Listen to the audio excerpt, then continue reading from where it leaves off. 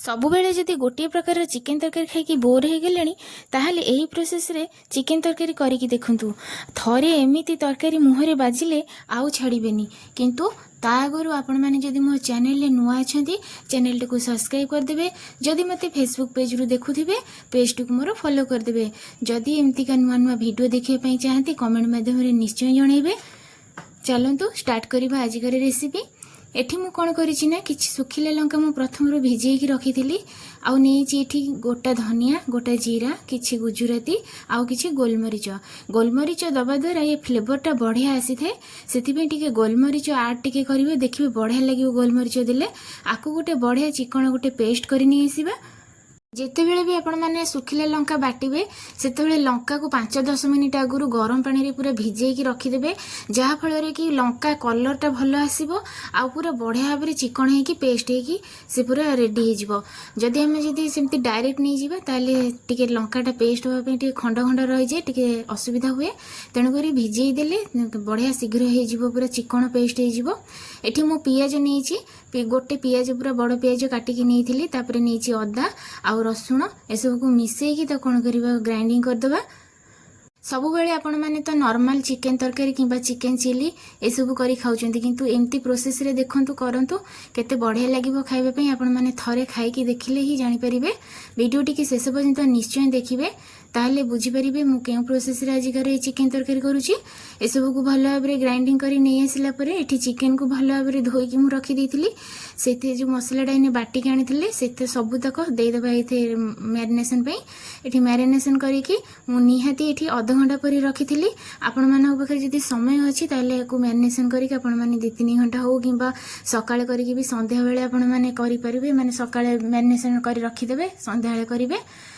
जेते मैरिनेशन करिवे आ जेते आकु चकुटिबे हाथ रे सेते पूरा बढ़िया हबो चिकेन तरकारी। माने मांस जेकोसी मांस आपण जदि हाथ रे ताकु चकुटिकी एमती मैरिनेशन करचंती ताले ता टेस्ट बहुत 2 गुण बढ़ी जाए। एटी देखंतु दही दे देथिली दही परे सोरिष तेल दे देथिली आउ एठी किछि मु ऐड करिनी। एसबू को देकी आधा घंटा परी मु एठू आकु रखि देथिली पूरा मैरिनेशन पे। मसला देकी हाथ रे जेते चकुटिबे ना पूरा चिकेन भितर मसलाटा बढ़िया भाव में पूरा सेमती सेट होगी बसिबो आ खाइबा पई भी मध्य बढ़िया टेस्ट लागिवो। आपण माने जेते बेले भी एमती करूचंती तो हाथ रे बढ़िया भाव में ताकू चकुटी देबे। बहुत जन अच्छे चामच रे गोलांती किंतु चामच रे गोलेले तार टेस्ट एत आसबनी। हाथ रे निश्चय गोलेबे देखिए केते बढ़िया फ्लेवर आसीबो। एठी मु नहीं जाइथिली रिफाइन ऑयल आपण माने चाहिले सोरिष तेल नहीं जिवे। एठी नहीं गेला परे चीनी दे देथिली चीनी परे किछि एठी गोटा गरम मसला जेमती कि दालचीनी आ तेजपत्र नहीं सारला परे मु आउ गोटे कटा पियाज एठी देइछि पूरा बढ़िया भाव में सरू सरू कर काटी देइथिली ताकू बढ़िया भाव में लाल कर देके एनी ताकू भाजी देइथिली लाल करिके। तापरे से जो चिकेन मैरिनेशन टाकू भल भाव में दे दबा एने सब तक चिकेन टाकू एठी एपट सेपट करी किछ समय कसिबा। कसी सारला परे एठी मसलार सांगसाथी मानकू दे देबा।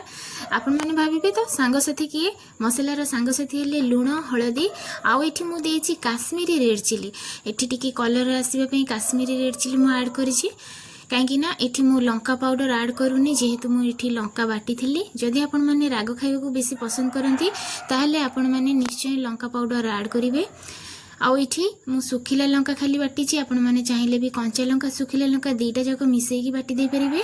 एबे ताकू कोन करिबा भल भाव में चिकेन टाकू भल भाव में कसी दबा। आउ एठी बेसी समय कसिबा को पड़िबनी काहेकि ना एठी जेहेतु दही दिया हैतिला सेथि पई दहीटा बहुत शीघ्र पूरा चिकेन को सिझे दबो। बेसी समय भी हमर कसिबा को पड़िबनी। टी मीडियम फ्लेम करिक आपण माने कसिबे। एठी पूरा चिकेन रु मसला माने चिकेन रु पानी छाड़ीबा स्टार्ट हो गलानी। एथर कथा को कवर करिक छाड़ी दबा किछ समय माने कसिबा पई। एठी आउ गोटे कथा कहूँ सांग मैंने जदि आपण मानक पाखे दही नाही ताहले आपण माने दही को स्किप करदेबे।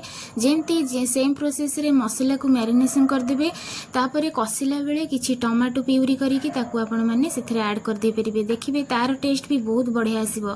तो एबे कोन करिबा ता कवर करदेबा पूरा मसला रु बढ़िया माने चिकेन रु बढ़िया भाव पूरा तेल छाड़ीला पर्यंत। एठी देखंतु केते सुंदर बढ़िया भाव तेल छाड़ी गलानी चिकेन रु। सेथरे दे देबा इने आलू आलू को म आगुरु भाजी की रखी ताकू दे देबा लाल लाल करिकी पूरा बड़ बड़ साइज रो आलू एठी मु नै जाईची। आ आलूटा को टिके से माने चिकेन अधा कसी हे गला बेलू आलूटा आपण माने देबे काहेकि ना एठी चिकेन टा बहुत शीघ्र सिझी जीवो। जदि आपण मैंने आलू खाया पसंद करूना ताहले आपण मैंने आलू को स्किप करेंगे किंतु चिकेन झोल जेहेतु ये मुझे बनाऊँगी आलू टी नदेले भल लगे खावाई से मुझे आलू आड करी एठी चिकेन आउ टिके पूरा सुखा सुखा है कषि हम बढ़िया भाव में कषि होगला कौन करवा पानी दबा मुझे कौन कर आउ टिके कभर करदेवी सी आहरी पूरा पानी सुखिब से चिकेन आहरी ऑलरेडी पानी अच्छी पूरा सुखा सुखा होगला हम जाना जे मसला कषा होगला चिकेन सहित भल भाव में तो ये देखो पूरा सुखा सुखा होगला आउ टिके भल कर कषिकी जी आमर पानी दरकार हम तरकारी से हिसाब से आवश्यक मुताबिक पानी आम देदेबा आम ओडिशा रे चिकेन तरकारी बहुत समस्त घर बहुत बढ़िया हुए समस्ते भिन्न भिन्न तरीके चिकेन तरकारी करती किंतु आज मु जो प्रकार चिकेन तरकारी करा बहुत सिंपल करने भी बहुत इजी आपण मानक बेसी मसला भी ये दबा को पड़ोनी कम मसला कम तेल मसला आपण मैंने चिकेन तरकारी करदे पारे आ बहुत कम टाइम रे जदि आपण मानक पाखे समय ना मैरिनेशन करने ताले आपण मैंने डायरेक्ट मसला को भी कषिकी यही प्रोसेस रे करि परिबे देखिबे बढ़िया लगिबो खाइबे ये चिकेन तो ऑलरेडी पूरा अधा सीझी गलानी केवल आलू सीझा बाकी अच्छी चिकेन जदि बेसी सीझीज से तरकारी खोलीज खावाई तो भल लगे तो आजिकार रेसिपी जदि आपण मानक भल लगुए कमेंट माध्यम निश्चय जनइबे सांग मान पाखक सेयार करने को टोटाली भूली जीवेनी आउ भिडियोटी छोट लाइक निश्चय करदे ये देखूँ तरकारी पूरा फाइनाल लुक ये आसीगला केते बढ़िया होती तरकारी कलर टे खाली देखु था केते सुंदर होईपरी भाव में देखूँ बनातु थरे चिकेन तरकारी आपण मैंने जिते मैंने यहाँ पूरा बहुत पतला भी झोलटा बेसी मोटा है यहाँ पूरा बढ़िया पूरा कम तेल मसला गोटे बढ़िया सिंपल चिकेन तरकारी करी तो आजिकार रेसिपी ये शेष करुँची।